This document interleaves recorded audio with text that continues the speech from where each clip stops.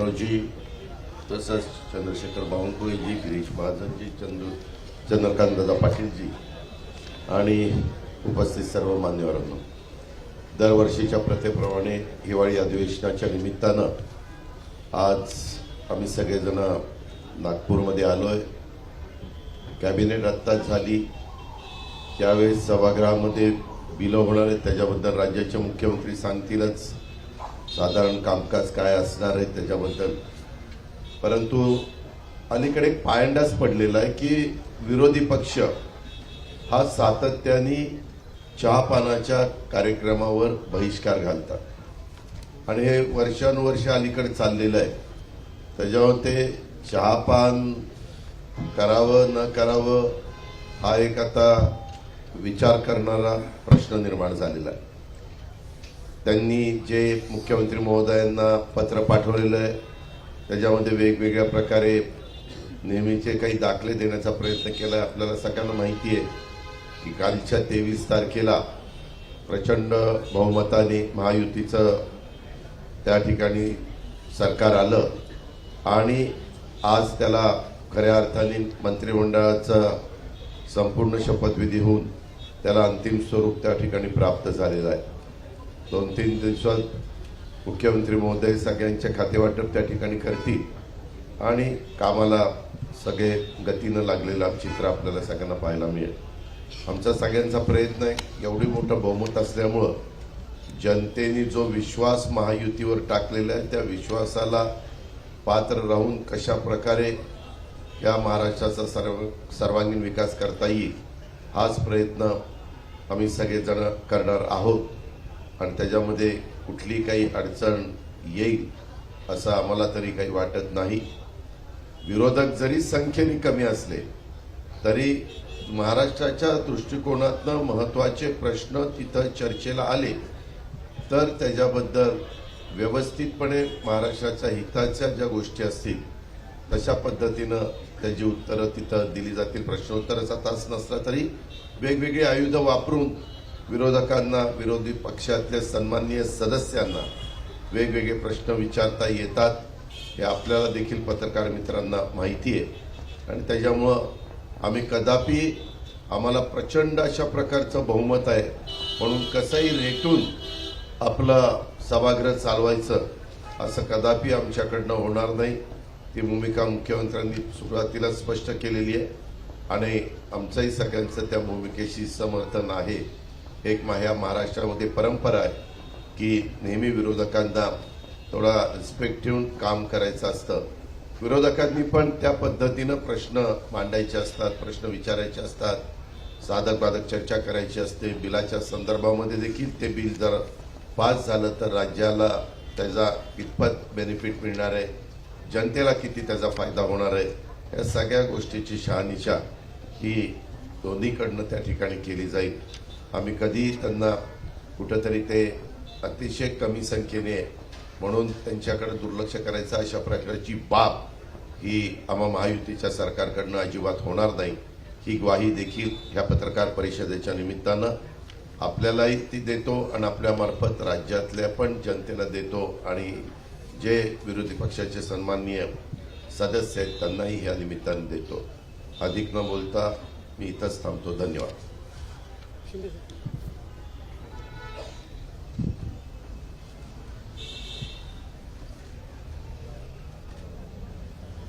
हिवाळी अधिवेशनासाठी उपस्थित सर्व पत्रकारांचे स्वागत. आज मंत्रिमंडळ विस्तार झाला.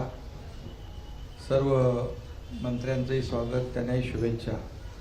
गेल्या काही दिवसामध्ये तुम्ही लोक सगळ्या मंत्रिमंडळाचं वाटप करत होतात, पण आज आम्ही पाहत होतो कुणाला किती मंत्री, कुणाचे किती खाते कुणाची कुणाला खाते वाटपही होईल मुख्यमंत्री महोदयांच्या नेतृत्वाखाली. आणि खरं म्हणजे अतिशय मोठं मॅन्डेट आणि हे अधिवेशन आपलं नागपूरमध्ये होतंय नागपूरकर मुख्यमंत्री देवेंद्रजींचं मी अभिनंदन करतो, त्यांनाही शुभेच्छा देतो. खरं म्हणजे सगळ्यात कमी वयाचे असताना तुम्ही महापौर झाले ना, 27व्या वर्षी 27 वर्षी महापौर झाले आणि 44व्या वर्षी मुख्यमंत्री झाले आणि ते आता तिसऱ्यांदा मुख्यमंत्री झाले. त्यांचं मी अभिनंदन करतो. पुन्हा येईन म्हणाले. काही लोकांनी त्यांची टिंगल केली, पण ते पुन्हा आले आणि म्हणून मी त्यांचं मनापासून अभिनंदन नागपूरमध्ये करतो. यापूर्वी केलेलं आहे, पुन्हा अभिनंदन. खरं म्हणजे आमच्या महायुतीची एक नवीन इनिंग सुरू झालेली आहे. प्लेयर तेच आहेत, विरोधी पक्ष तोच आहे, मॅच नवीन आहे. आणि म्हणून खऱ्या अर्थाने आम्ही गेले 2.5 वर्ष टीम म्हणून काम केलं. मी मुख्यमंत्री म्हणून काम केलं. माझ्यासोबत देवेंद्रजी, अजितदादा. देवेंद्रजींना 5 वर्षाचा मुख्यमंत्री पदाचा असलेला अनुभव गेल्या 2.5 वर्षामध्ये कामी आला आणि आम्ही सुरुवातीला दोघांनी कारभार सुरू केला. अजितदादा नंतर आले आणि आम्ही टीम म्हणून काम केलं. आणि खऱ्या अर्थाने आपल्यालाही माहीत आहे, मी सभागृहात देखील म्हणालो की जसं ते पुन्हा येईन म्हणाले तसं मी त्यावेळेस म्हणालो होतो की आम्ही दोघं मिळून 200 आमदार निवडून आणणार. आणि नंतर तर पुढचे 232 आलेत आपले, 37. मग ते अजितदादा आल्यामुळे आपलं बोनस. आणि म्हणून आम्ही जे म्हणालो ते जनतेने देखील आमच्यावर विश्वास टाकला आणि लँडस्लाईड मॅन्डेट आम्हाला मिळालं. त्यामुळे आमची आता जबाबदारी वाढलेली आहे. जनतेच्या प्रती आम्ही उत्तरदायित्व आहोत. आणि खरं म्हणजे विदर्भामध्ये हे अधिवेशन होतंय आणि विदर्भाला देखील आम्ही 2.5 वर्षामध्ये न्याय देण्यासाठी अनेक निर्णय घेतले. आणि आमचं मिशन एकच आहे की मिशन समृद्ध महाराष्ट्र.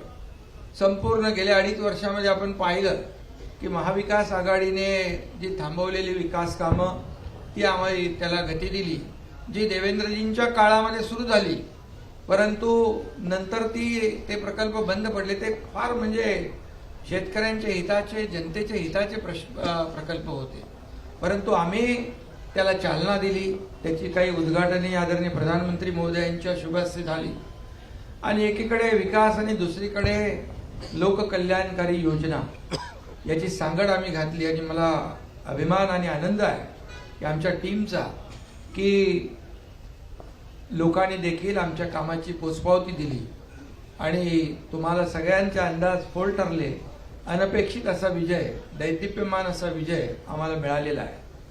आणि जसं मला देवेंद्रजींनी खंबीर पाठिंबा दिला, ते उपमुख्यमंत्री होते आणि मला मुख्यमंत्री म्हणून त्यांनी पाठिंबा दिला, नंतर अजितदादांनी दिला, तसाच हा एकनाथ शिंदे देखील देवेंद्रजींच्या पाठीशी खंबीरपणे उभा राहील. कारण तुम्ही रोज काहीतरी सांगता, नाराज आहे काय. आता नाराज आणि खुशी, आनंद कसा काय व्यक्त करायचा त्याचं एक डेफिनेशन पण तुम्ही सांगायला पाहिजे. आणि म्हणून आमच्या टीममध्ये आम्ही सगळे एक टीम म्हणून काम करणार आहोत. आणि आम्ही तिघं आणि आमचं मंत्रिमंडळ जे आहे हे राज्यातल्या जनतेला आमची जबाबदारी आहे त्यांच्या प्रती. आम्ही अन्सरेबल आहोत त्यांना. आणि म्हणून चांगलं सरकार या ठिकाणी, लोकाभिमुख सरकार, आणि जे गतिमानतेने आम्ही निर्णय घेतले तसेच गतिमानतेने निर्णय यापुढे आम्ही घेऊ. आणि खऱ्या अर्थाने या ठिकाणी एक लोकाभिमुख सरकार, एक सर्वसामान्यांचं सरकार म्हणून आम्ही म्हणत होतो. सर्वसामान्यांचं सरकार कसं असतं हेही आम्ही दाखवून दिलं. आणि लोकांसाठी आम्ही अनेक निर्णय घेतले. 2.5 वर्षामध्ये आमच्या कामांचा स्ट्राईक रेट महायुतीचा देशात नंबर 1 होता. आणि म्हणून आमच्या 2.5 वर्षातल्या ऐतिहासिक कामाला जनतेने स्वीकारलं आणि विरोधकांना जनतेने नाकारलं, ही देखील वस्तुस्थिती आहे.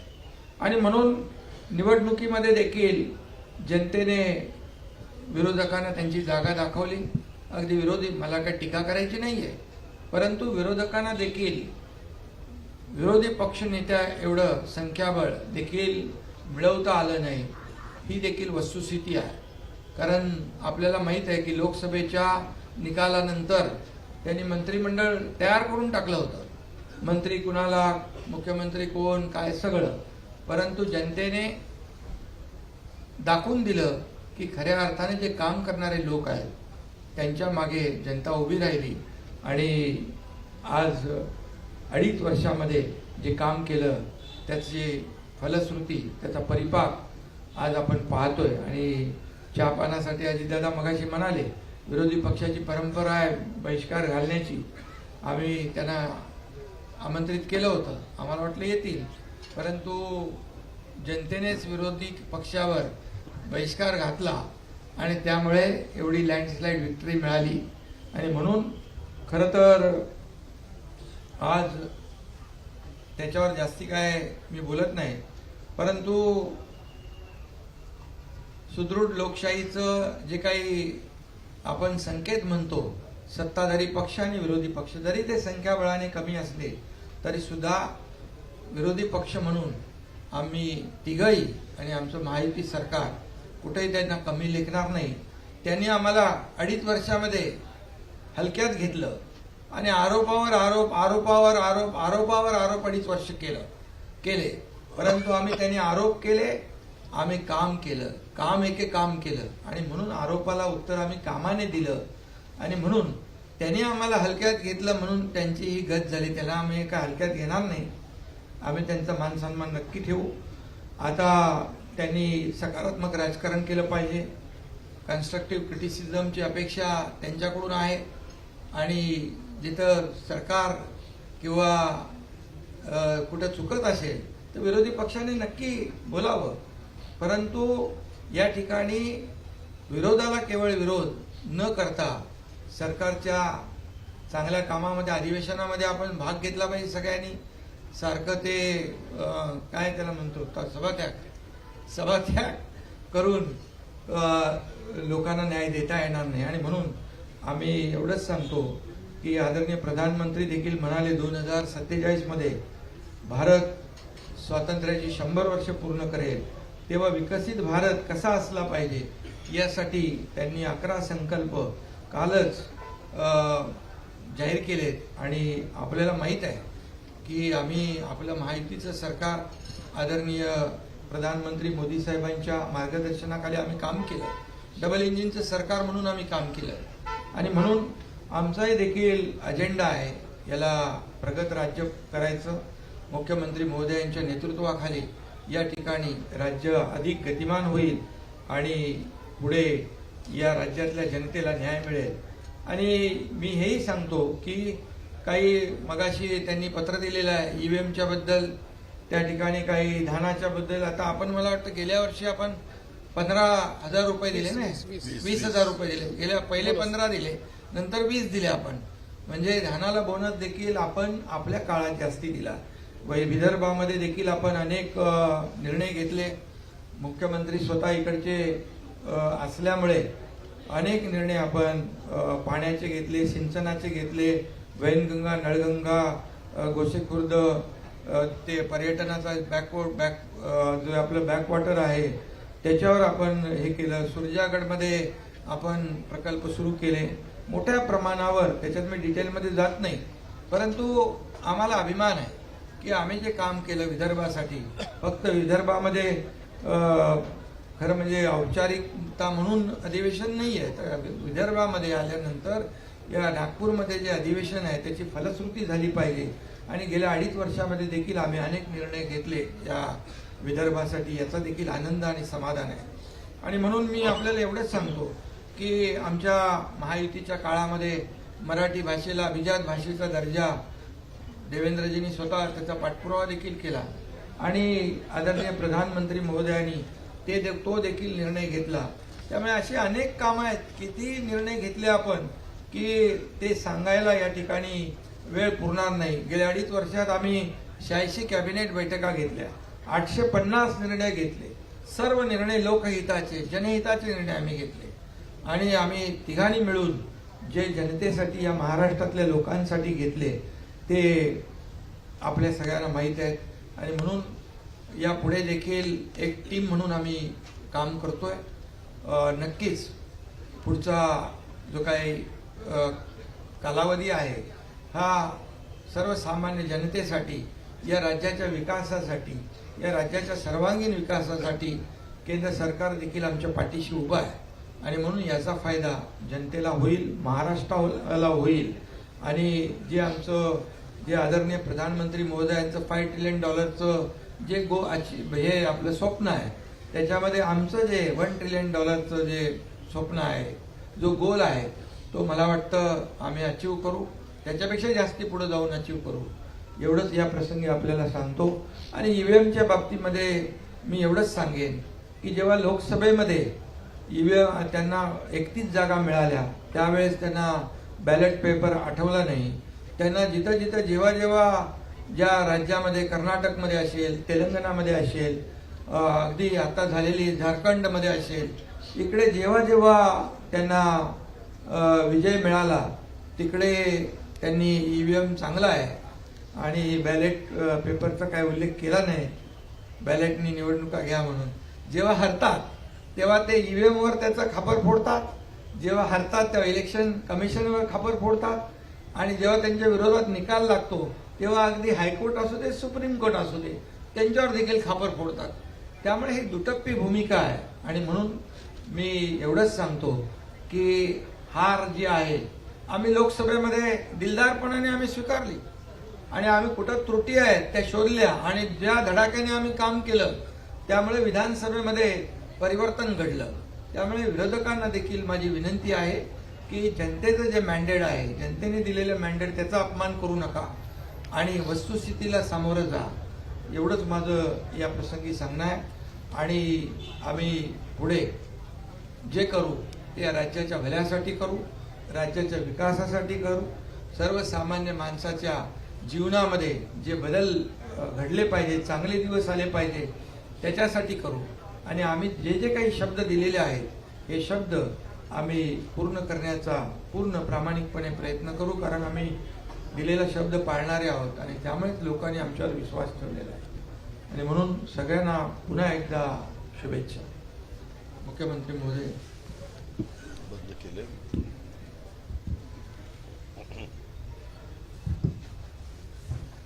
सर्वप्रथम आपल्या सर्वांचं या ठिकाणी मी अतिशय मनपूर्वक स्वागत करतो. आणि हिवाळी अधिवेशन आहे आणि थंडी देखील आहे, त्यामुळे निश्चितपणे या अधिवेशनामध्ये आम्ही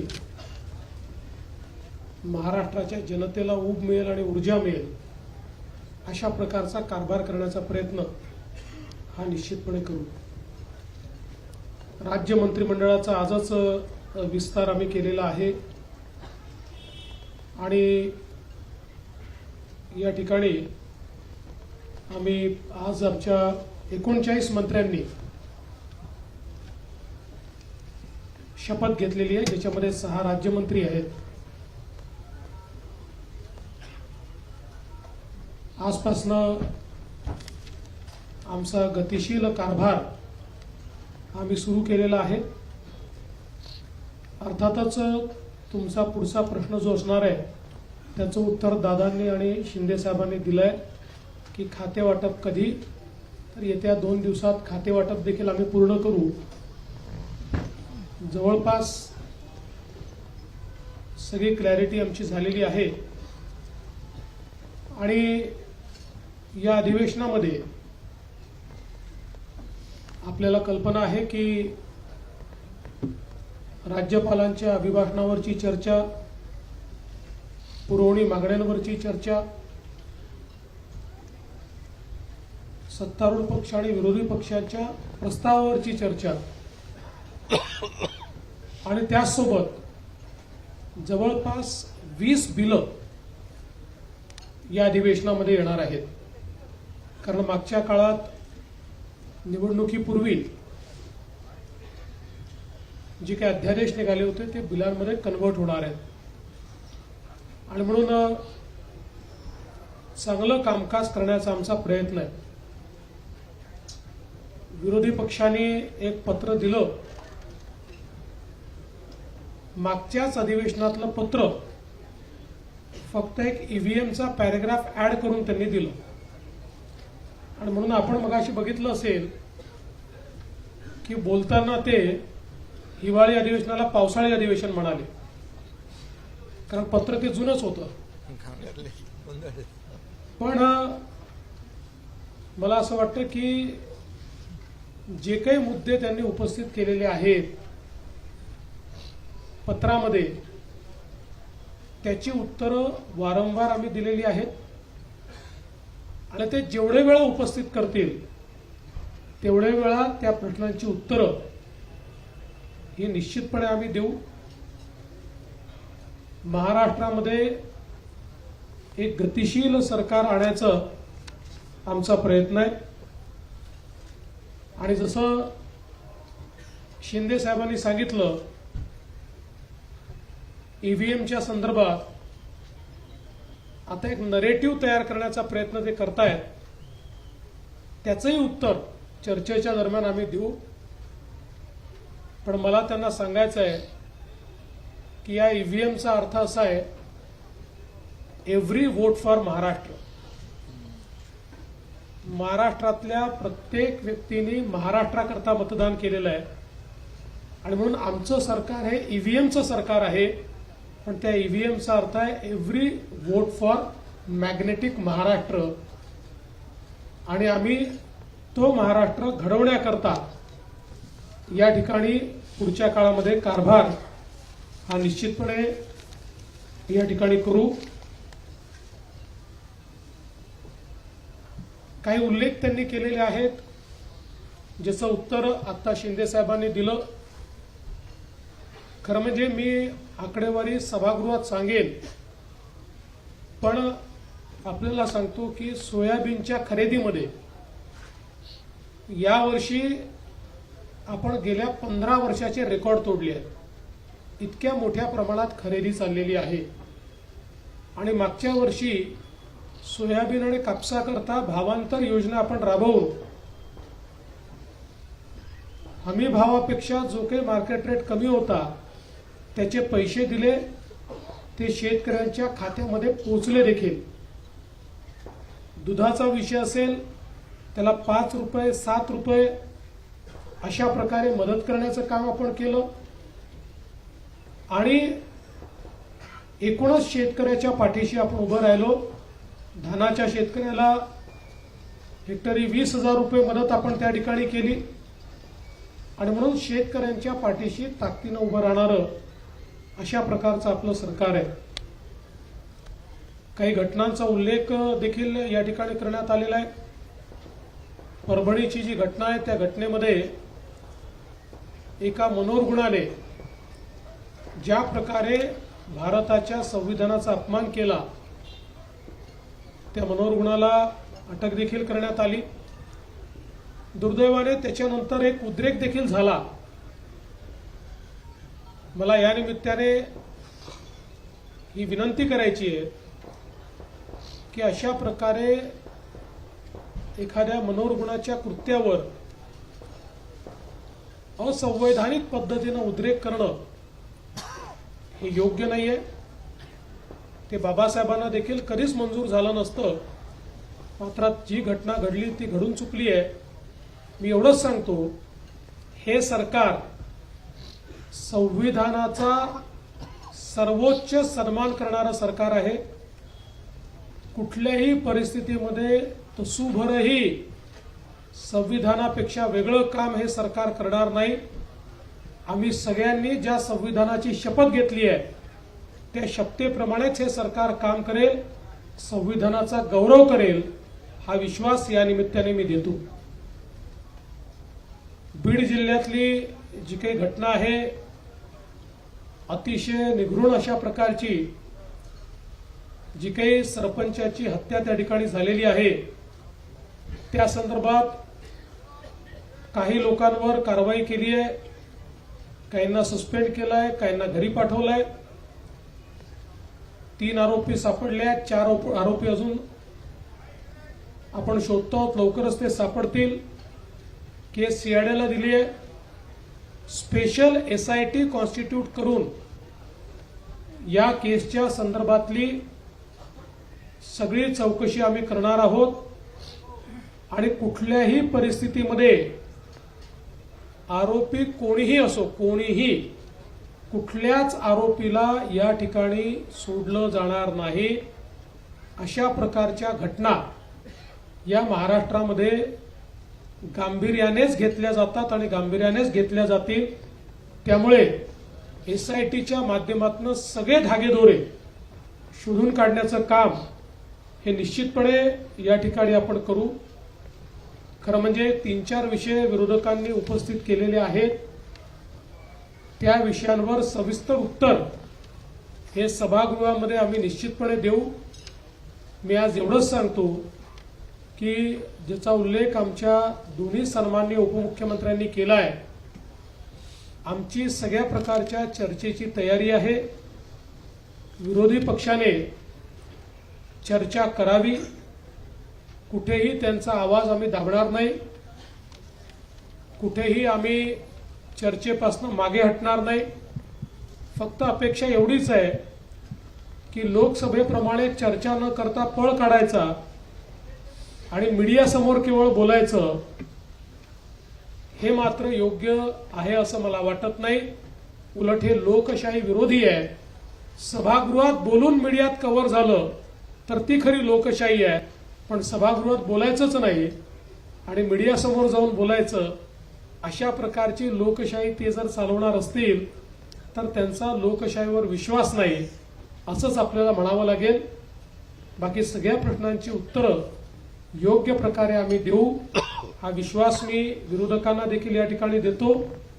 आणि महाराष्ट्रामध्ये सामान्य माणसाला आणि विशेषतः विदर्भात हे अधिवेशन चालू असल्यामुळे विदर्भाच्या जनतेला देखील जो जास्तीत जास्त दिलासा देण्याचा प्रयत्न करता येईल तो करण्याचा प्रयत्न आम्ही सगळे मिळून करू, एवढाच विश्वास या निमित्ताने मी देतो.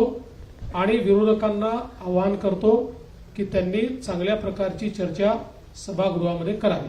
सर, तुम्ही सत्तेत असताना सातत्याने जातीयवादीच्या घटना घडतायत आणि तुमच्यावरती थेट आरोप केला जातो. याआधी मराठा ओबीसी संघर्ष असेल, परभणीतील घटनेवरती सुद्धा अशाच प्रकार दिसून आला आणि जे आंदोलक होते त्यांच्या हातामध्ये लाट्या काट्या पाहायला मिळाल्या होत्या. याची काही विशेष यंत्रणेतून चौकशी केली जाईल का? त्या संदर्भात सगळी कारवाई केलेली आहे.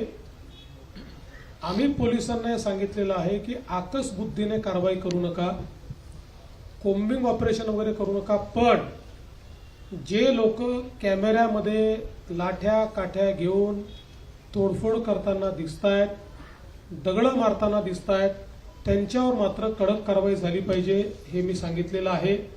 आणि तुम्ही जो मूळ प्रश्न विचारला, मला असं वाटतं की मला टार्गेट करण्याच्या संदर्भातला जो विषय आहे त्याचं उत्तर या निवडणुकीने दिलेलं आहे.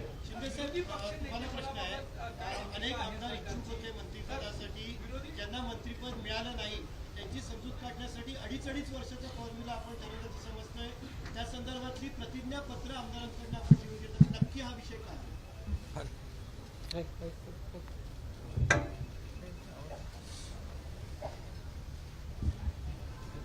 खरं म्हणजे अनेक लोक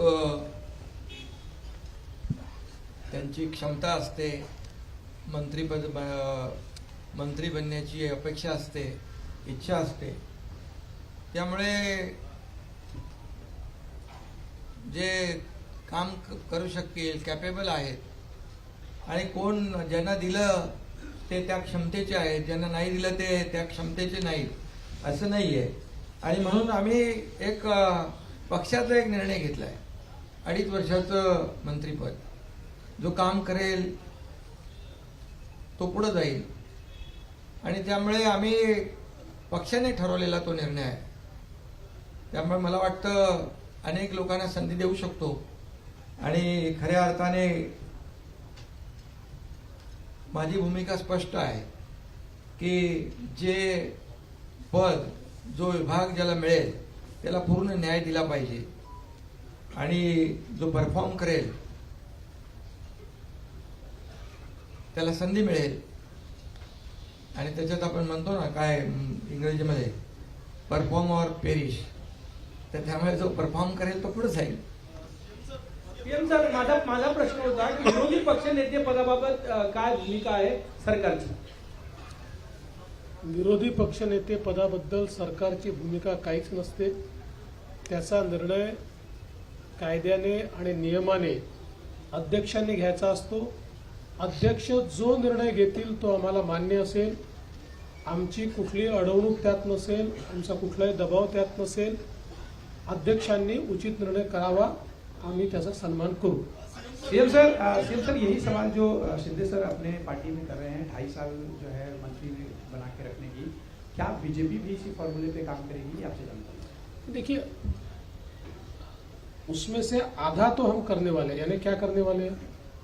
हम परफॉर्मेंस ऑडिट ये निश्चित रूप से हर मंत्री का करेंगे और परफॉर्मेंस ऑडिट में जहां ये ध्यान में आएगा कि मंत्री उचित काम नहीं कर रहे हैं, उस समय उस मंत्री का पुनर्विचार किया जाएगा. हा एक मिनिट जसं देवेंद्रजी म्हणाले तसं मी 2.5 वर्ष म्हणजे 2.5 वर्ष त्यांनी काही करावं असं नाही. त्याचं पण परफॉर्मन्स ऑडिट, त्याच्या कामाचं मूल्यमापन केलं जाईल. सगळ्या मंत्र्यांचं होणार? आणि तिघांनीही आम्ही आज आमच्या मंत्रिमंडळ बैठकीमध्ये आम्ही तिघांनीही सगळ्या मंत्र्यांना सांगितलेलं आहे की आपल्या सगळ्या मंत्र्यांच्या कामाचं परफॉर्मन्स ऑडिट आम्ही करू. आणि दुसरा प्रश्न की दंगलखोरांवर आपण कारवाई करण्यासंदर्भात कायदा केलेला आहे. अनेक ठिकाणी या जाळपोळीच्या घटना घडत आहेत आणि सार्वजनिक मालमत्तेचा विध्वंस होतो आहे, तर त्यांच्याकडनं तो खर्च वसूल करणे किंवा सार्वजनिक मालमत्ता कायद्याने अशी कारवाई होणार का? निश्चित कायद्याप्रमाणे ती कारवाई केली जाईल.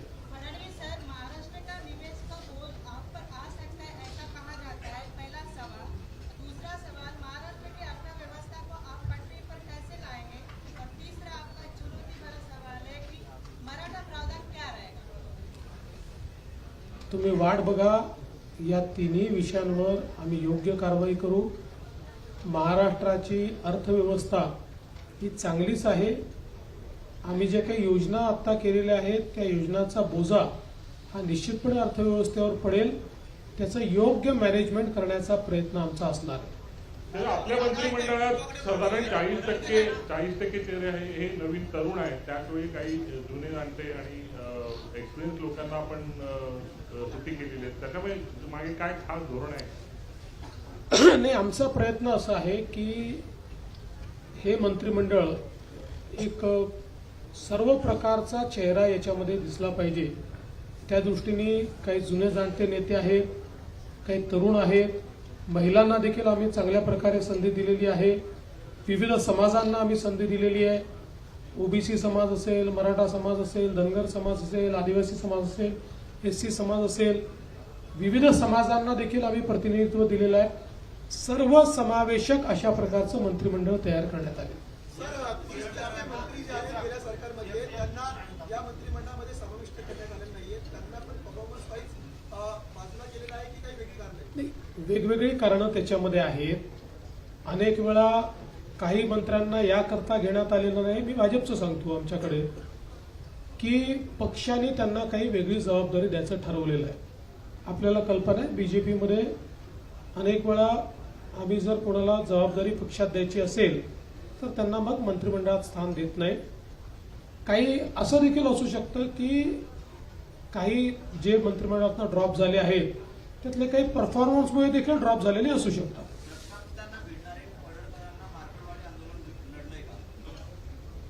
मला असं वाटत नाही.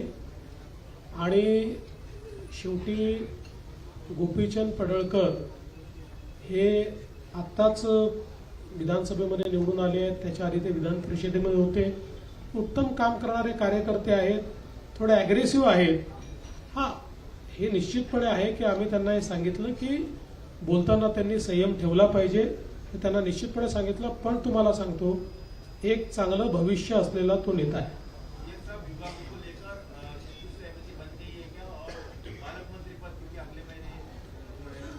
विभागों को लेकर हमारी करीब करीब सहमति बन चुकी है और इसीलिए मैंने कहा कि हम अब उसका जो बाटअप है वो अगले 2-3 दिन में कर लेंगे. पालक मंत्री के लिए अभी तक हम बैठे नहीं हैं क्योंकि वो चुनौती अभी हमारे सामने नहीं है. हम अधिवेशन के आखिरी दिन बैठेंगे और पालक मंत्री का भी निर्णय कर देंगे. फडणवीस साहेब, आपण त्यांच्यासारख्या ज्येष्ठ नेत्यांना संधी न मिळण्याचं कारण काय? काही महत्वाची जबाबदारी त्यांच्यावर द्यायची. फडणवीस साहेब,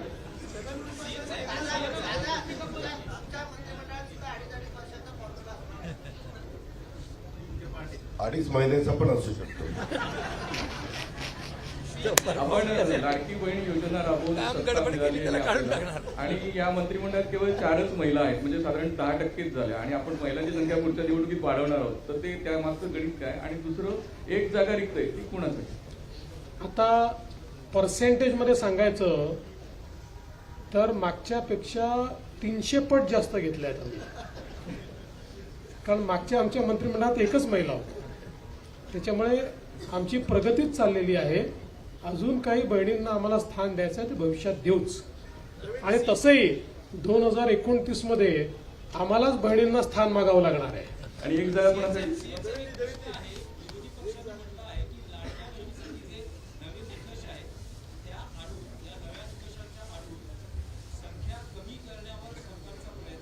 माझं विरोधी पक्षाला आव्हान आहे की नवीन निकष कुठले आहेत त्यांनी सांगावे. कुठले नवीन निकष आहेत ते त्यांनी सांगावे, एवढं माझं त्यांना खुलं आव्हान आहे.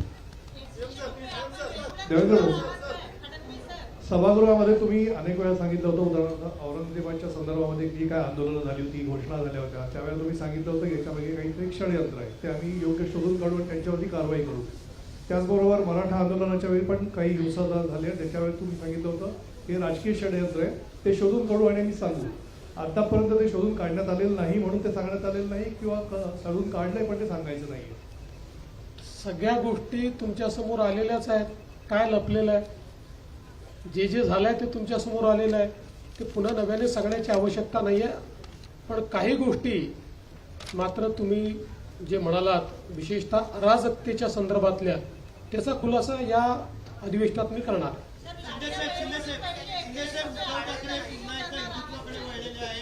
हनुमानाच्या मंदिरामध्ये महाआरती असो किंवा कोणत्या आक्रमकतेने मांडता येईल. आता खरं म्हणजे हे उशिरा सुचलेलं शहाणपण आहे. काय हिंदुत्व काय टी शर्ट आहे का तो बदलता येतो? अरे बाबा, त्यांनी हनुमान मंदिरात जाता हनुमान चालीसा वाचणाऱ्या त्या लोकांना जेलमध्ये टाकलं होतं. आता आम्ही त्यांना काय सांगत होतो? आम्ही बाळासाहेबांचं हिंदुत्व आणि हिंदुत्वाचे विचार घेऊन सरकार स्थापन केलं, तेव्हा आम्ही काय सांगत होतो त्यांना? आणि त्यांच्या कार्यकाळामध्ये काय काय झालं? साधूचं हत्याकांड झालं, पाकिस्तानचे झेंडे घेऊन बॉम्बस्फोटमधले आरोपी नाचत होते, प्रचार करत होते, तेव्हा कुठं गेलं होतं हिंदुत्व? आता महाराष्ट्रातल्या लोकांनी त्यांना जागा दाखवली आणि ती जागा दाखवली आणि त्याच्यामुळे ते आता हिंदुत्वाचा पुकार करू लागले. सावरकरांचा महाविकास आघाडीच्या स्टेजवर सावरकरांच्या बद्दल कधी बोलले ते? आणि जो हौद से गई वो बुन से नहीं आती है. सीएम सर वारंवार विरोधात तुमच्यावर आरोप करताय की महायुतीमध्ये समन्वयाचा अभाव आहे, समन्वय नाहीये तिन्ही नेत्यांमध्ये आणि अधिवेशनामध्ये तिन्ही नेते एकमेकांच्या फायली बाहेर काढतील. कोणी तुम्हाला कोणी सांगितलंय? संजय राऊत. नाही, अरे बाबा, अच्छा, अरे बापरे, विश्व काय आम्ही इथं तिघं बसलो. मला तुमची क्यू येते भाऊ. मी काय तुम्ही संजय राऊतच्या म्हणण्यावर प्रश्न विचारता, एवढे सिनियर तुम्ही जर्नलिस्ट, तुमचीच क्यू येते मला.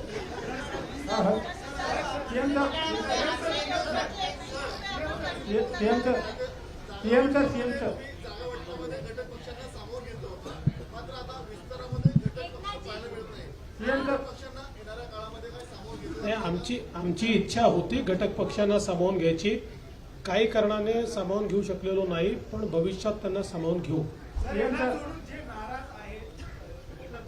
त्यांना महामंडळ वगैरे काही नाराजांना आम्ही समजून सांगू, आमचेच आहेत, त्यांना नक्की समजून सांगू. आठवले बोलतात फडणवीसांनी दिलेले शब्द पाळले गेले कारण मंत्रिपद आणि विधान परिषदेचं आश्वासन एक जागा अजून रिकामी आहे ना, मंत्रिमंडळामध्ये अजून एक जागा रिकामी ठेवलेली आहे. सीएम सर करारानुसार विदर्भात अधिवेशन सुरू होत आहे उद्यापासून. विदर्भ वेगळ्या विदर्भासाठी काही पण निर्णय घेणार आहे? त्याचा अधिवेशनात निर्णय होत नाही, त्याचा निर्णय केंद्र सरकार घेत आहे. इथलं अधिवेशन घेऊ शकत नाही. 2018 मध्ये आपण मुख्यमंत्री होते. काही नेते त्यांच्याकडे इच्छुक आहेत अशा चर्चा सुरू होत्या.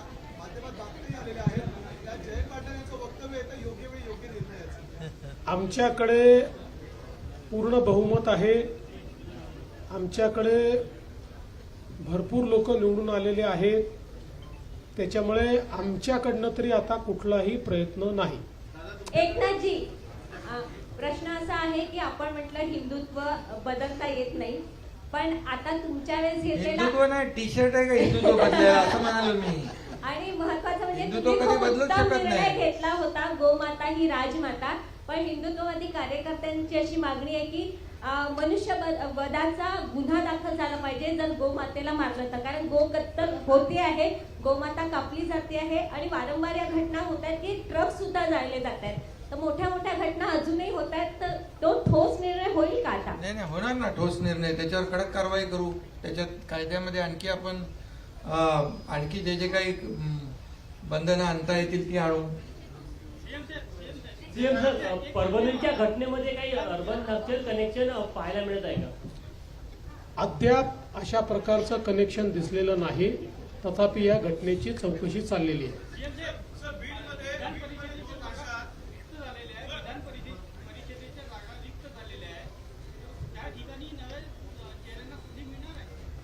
आता तर ते जेव्हा इलेक्शन कमिशन घोषित करेल तेव्हाच आपल्याला ते करता येईल.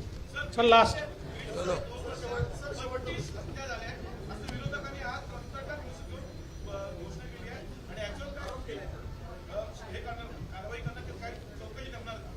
मी मगाशीच सांगितलं की बीडच्या घटनेवर आम्ही SIT नेमतो आहोत आणि कायदा आणि सुव्यवस्थेच्या संदर्भात कुठली हयगय केली जाणार नाही. अतिशय कडक कारवाई त्या ठिकाणी केली जाईल.